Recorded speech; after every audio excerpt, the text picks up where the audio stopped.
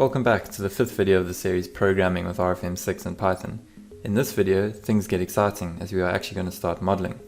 The example for this video is a simple cantilever beam, as shown. The first step in most coding projects is to import the libraries meaning extended functionality that we want to use. For communication with RFEM 6, there are two libraries which should always be imported at the beginning of our code. These are the enumeration library, so from rfm.enums, import everything, and the model initialization, so from rfm.initModel, import everything. These are critical for us to initiate a model, and from here on out we import additional libraries according to the specific functions that we need for our structure. Note that when importing a library, the code inside these .py files is actually run, so simply by importing the init model, some communication with RFEM 6 is already taking place. How we think when modeling a structure in RFEM versus programming it in Python is relatively similar, and with this notion, hopefully the process is cleared up slightly. Normally, one would open the RFEM application and create a new model. These steps are mimicked in Python by defining a model object, simply by typing in model. We have certain parameters, so new model is true, as it is our first model, and we give it a name. For example, my model. With the model object defined, we need to make it open for modifications, and this can be done with model.clientModel.service.begin modification with the argument new. Once you're done with your work, you usually save it, and this step can be preempted in our code by ending the modifications. So model.clientModel.service.finish modification.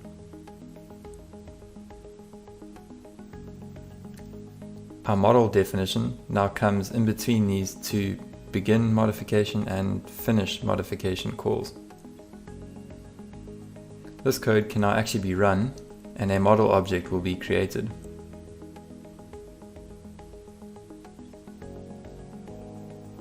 And since we have a model object now, we can change the following parameters in line 6.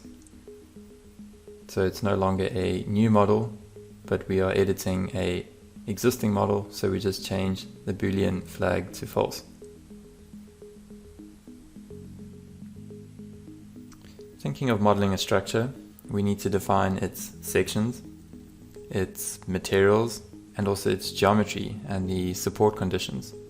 Then we'll add some loads, define the load cases and the load combinations, set up the analysis settings, and then finally run the analysis. Thanks to the RFEM 6 libraries, this process can be quite effectively done. To define nodes, we need to import the basic node objects, so from rfm.basicobjects.node, let's import node. Having the nodes, we need to connect them with a beam, so we import the basic beam object. Furthermore, a beam is made up of a specific section and a material, which we'll also need to import. So from rfm.basicobjects.member, import member, and we can do the same thing for section.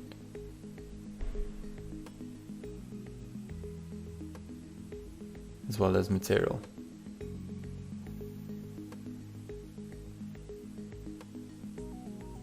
The structure needs to be supported, and we will do this with a nodal support. So from rfm.types for nodes, .nodal support, let's just import everything, and we will need to load the structure. Again, this will be defined on the node, so we will import the appropriate nodal loads library from rfm.loads.nodal load. And again, let's just import everything. While we add it, we need to define a load case for the load and define its analysis settings. So from rfm.loadcases and combination .load case, let's import everything. And from rfm.load cases and combinations.statical analysis settings, import everything. Here the logical breakdown in steps, just like in RFEM 6, is evident. One could also open up an example file provided in the high-level function GitHub repository and simply copy all the import statements into your file. However, when starting out, it is nice to get familiar with the various libraries. We can now define the geometry of the problem. To start, we need to define two nodes, one start and one end node, just like in RFEM 6. The beam's geometric location is defined between these two nodes. We call now the appropriate function to define our nodes, which is node. This is our first node, so it will receive the number 1, and we place it at the origin. We can do the same for the end node. However, we want to introduce some degree of parameterization for the length of the cantilever. In this simple example, the length of the cantilever is simply the x-coordinate of the second node. So we declare a variable L, which will be given a value by the user at runtime. This can be done with the native Python input command.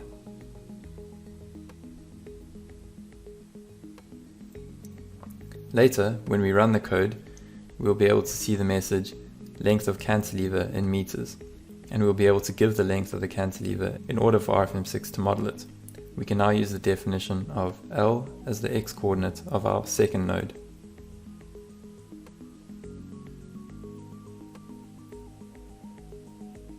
As mentioned, a member is made up of a section and assigned a material. We start by defining a section, and for that we call the appropriate section function. We give it a number, and we assign it a section from the database. Since this is the first section in our project, we give it the number 1. Furthermore, for our cantilever example, we will use an IPE 200. By passing the string IPE 200, the sectional properties are obtained from the RFEM 6 database. Now we have a section, which is identified through its number 1. The same applies to defining a material. We call the material function and give it a number. We use a standard steel material, namely S235, and can access it from the database the same way we did for the IPE section, with a string. And now with this line we have defined a material number 1 with the steel properties for the class S235. Now that we have created the two nodes, we can define the member between these two nodes by simply calling the member function. By using the member function as shown, a default member is used. Using dot notation, we can however specify the member type. For the purposes of this video, a standard beam suits our purposes fine, so we leave it as is. When the doc strings appear, we can see what parameters are required. This is the first member in our project, so we give it the number 1. We want to define this member number 1 between our start node, node 1, and our end node, node 2. For that we have our next two parameters. Parameter 4 of this function is the rotation angle. We set this to a value of 0, and you can see the required types always given in the documentation. After the rotation angle comes the section assignment. This is needed at the start and end node, just like in RFEM 6. We have already defined this, and is given through the number 1. Therefore, the parameter inputs 5 and 6 will get the number 1. With the geometric portion of our problem completely defined, we can define the boundary conditions, i.e. the support for the cantilever. As mentioned, when importing the libraries, this will be done through a nodal support. The nodal support function is regarded as a type for nodes and is found in the RFEM 6 library under types for nodes, which is similarly represented in the import sequence. This is the first nodal support. Therefore, like with the previous geometrical entities, it gets the number 1 as the first parameter. The second parameter is the nodes to which the support attribute needs to be assigned to. Attention needs to be paid to required data type of this parameter. It requires a string, which may be surprising. However, this is because multiple nodes can have this assignment, meaning not just node 1, but for example 2, 3, and so on. Finally, the support type is fixed and can be accessed as demonstrated in the doc strings. Nodal support type dot fixed. No structural analysis is complete without some loading conditions. And here we start with defining a load case. For that, we call the function loadCase. The parameters are a loadCase number, which will be 1, and a name, which can be anything you deem appropriate. I will use the name LC1. The final parameter pertains to the self-weight, and the required parameter is a list of length 4. These parameters are the same as what we see in RFEM 6. The first entry of the list is a boolean of true or false, and the remaining 3 list entries are factors to which gravity needs to be multiplied with. Typical self-weight load cases would therefore be true, 0, 0, 1. We, however, will neglect self-weight in this example. Therefore, the complete function is simply just false. We can now add a load under the above created load case. Among the many load types featured for modeling in RFEM 6, we will choose the nodal load from the library loads for the example here, which is why we imported this specific library for that. We start with numbering the load, then assigning the load to the previous defined load case. Now we need to decide for which nodes we would like to add this load. Here we will add the point load only to node 2, in a similar manner for nodal support assignment. Forces act in a direction, which we also need to provide, and our load acts in the global Z direction, which is the predefined value. Therefore we don't actually need to specify this. So we will skip this parameter.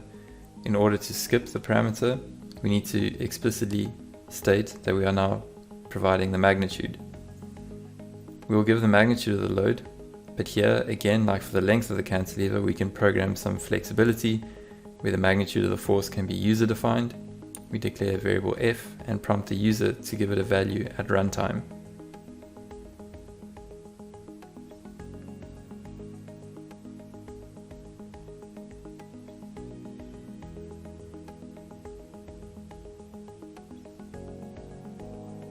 And note that f is scaled by 1000 to convert it to newtons. This is done since that is what is expected of web services. Last but not least, we will define the static analysis settings. In the first and the second parameter inputs, we will give a number and a name to the function. For the third parameter, we will choose geometrically linear static analysis. This is the default value, therefore we don't need to explicitly state anything. Finally, we are now ready to run the analysis for our structure. For this, we add calculate all to our code.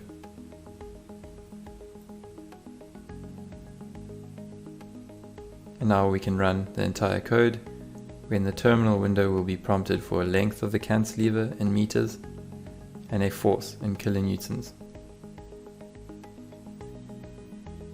Note that the analysis is also being run in RFEM 6. Here we can see the appropriate node numbering, member numbering, forces, and the results.